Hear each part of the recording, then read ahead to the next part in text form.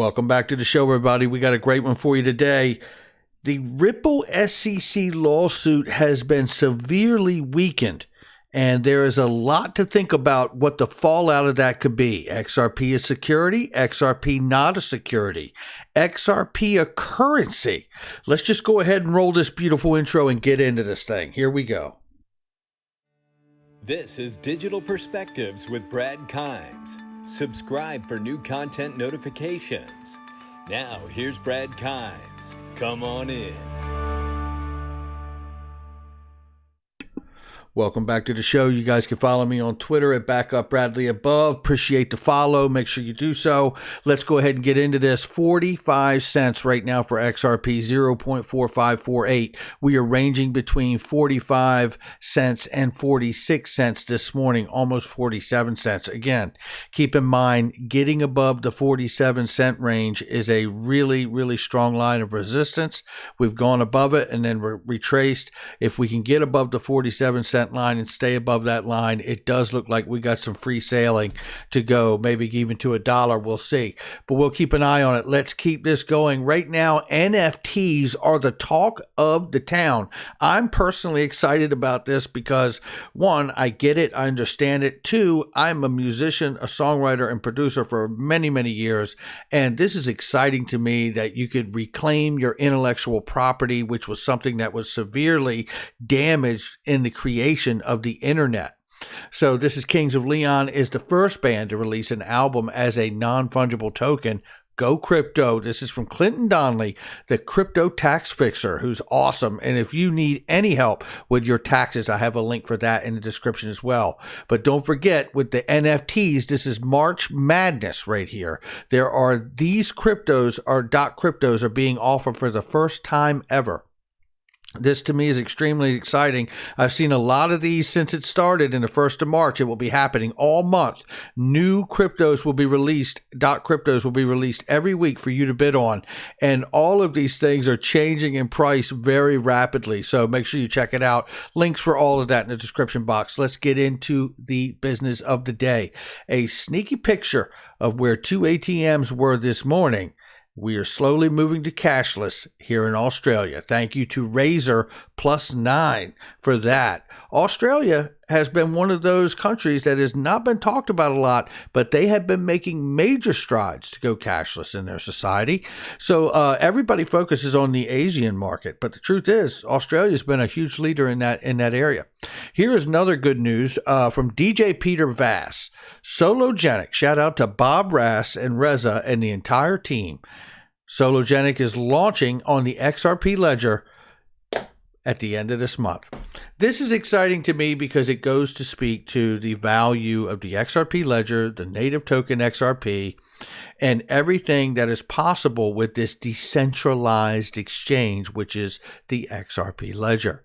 Obviously, we're going to get into the Ripple SEC lawsuit in just a second here and some more information than what we've gone over in the past. So stay with me here. Deutsche Bank, and Germany's largest lender, has unveiled plans to offer crypto custody service. The storage and security service will open only to institutional clients. This is massive news because we're seeing traditional financial institutions recognize that this is a market, and by the way, an institutional market. That's what they're interested in. Not your money and my money, but the institutional money, because they know that's where the big money is, right?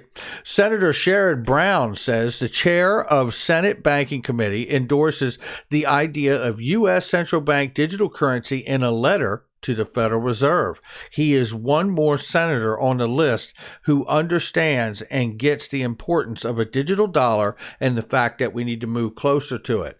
Hell, maybe even this is why.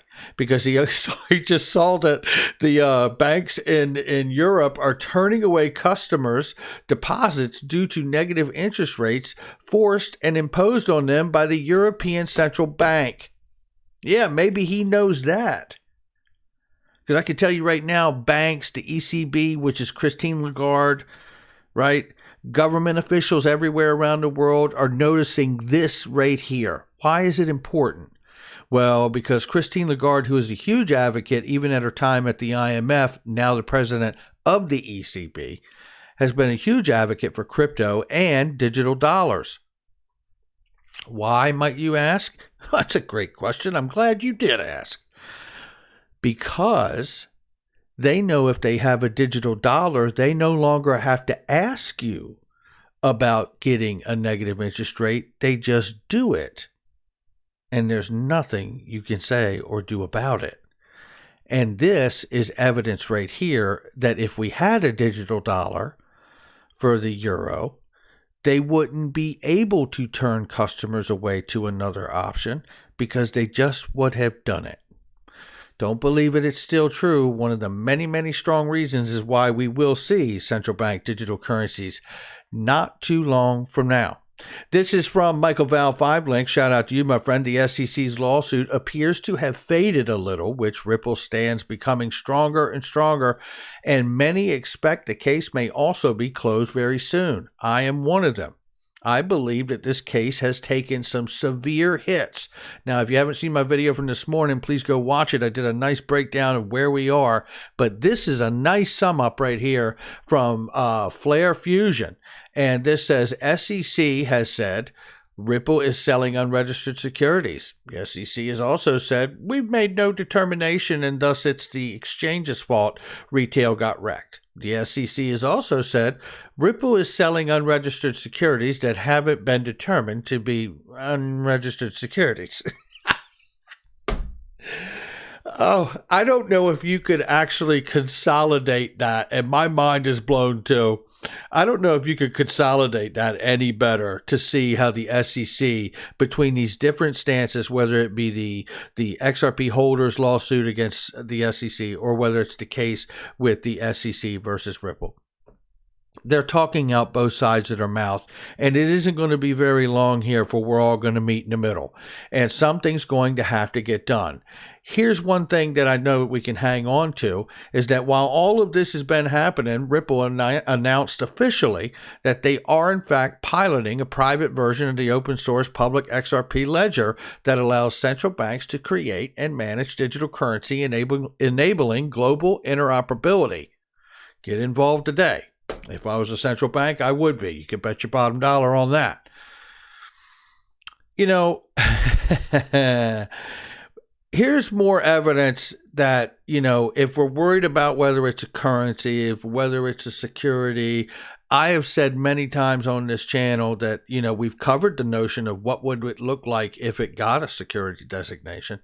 But I've been very open about the fact that I believe XRP, in my mind, is a currency. Well, that and 50 cents won't get you a cup of coffee, but that's how I've always felt about it. I've done a bunch of videos on that too.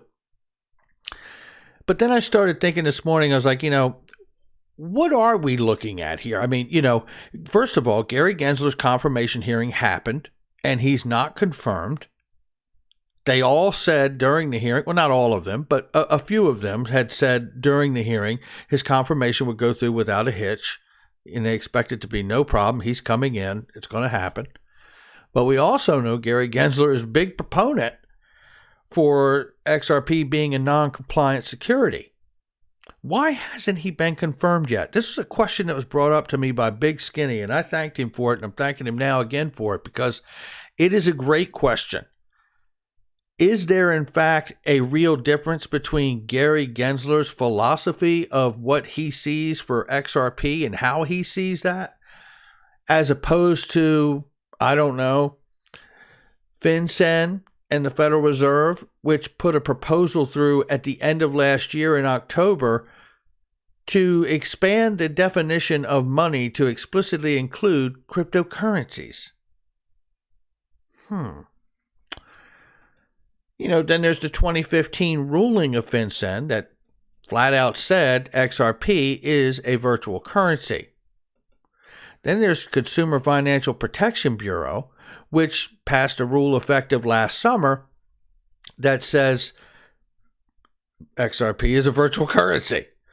And not only did they say that, they recognized that, they also recognized and made an effective amendment rule change that would allow banks and credit unions to use either Swift GPI or Ripple and XRP to effect settlement for those cross-border transactions for banks and credit unions.